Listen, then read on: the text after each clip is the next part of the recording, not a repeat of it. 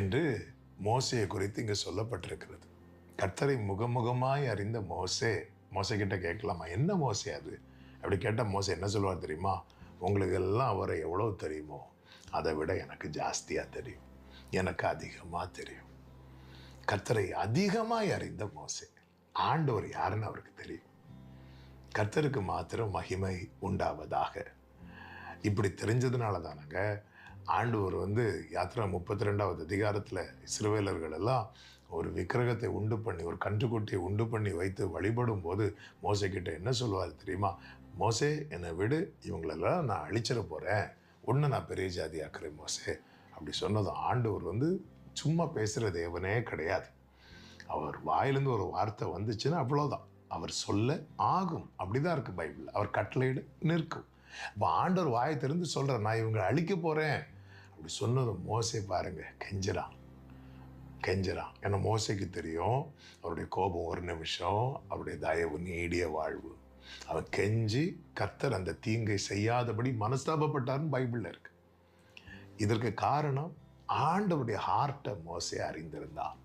என கேட்கிற அன்பு சகோதர சகோதரி, எந்த அளவுக்கு நாம் கர்த்தரை அறிகிற அறிவிலே வளருகிறோமோ அந்த அளவுக்கு நமக்கு தைரியமும் நம்பிக்கையும் நம்முடைய வாழ்க்கையிலே பக்தி விருத்தியும் உண்டாகும். மோசே இப்படி கர்த்தரை அறிவதற்கான காரணம் என்ன? அநேக காரணங்களை வேதத்தில் பார்க்க முடியும். அதில் குறிப்பாக ஒன்றை நான் சொல்லி ஜெபிக்க விரும்புகிறேன்.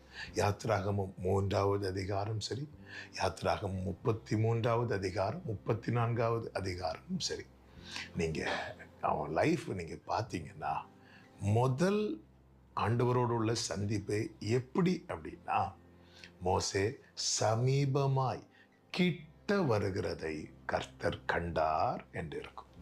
கிட்ட வருகிறது. யாத்திராகமம் 3வது அதிகாரம் 4வது வசனம். கிட்ட வருகிறதை கர்த்தர் கண்டார். இங்கே தான் ஆரம்பிக்குது. அதன் பிறகு மோசே கடைசி வரைக்கும் பார்த்தீங்கன்னா ஆண்டவரை விட்டு தூரம் போகிறவனா இல்லாமல் இன்னும் கிட்ட, இன்னும் சமீபமாய் அவன் நெருங்குகிறதை பார்க்க முடியும். அவன் மகிமையை கேட்டபோது கர்த்தர் சொன்னார், என் அண்டையில் ஒரு இடம் உண்டு, அங்கே வந்து நில்லு. காலையில் எழும்பி போய் நிற்கிறான். இன்னும் கிட்ட, இன்னும் கிட்ட, இன்னும் கிட்ட கிட்ட சேர்த்து கொள்ளுமே பாடுபட்ட நாயகா.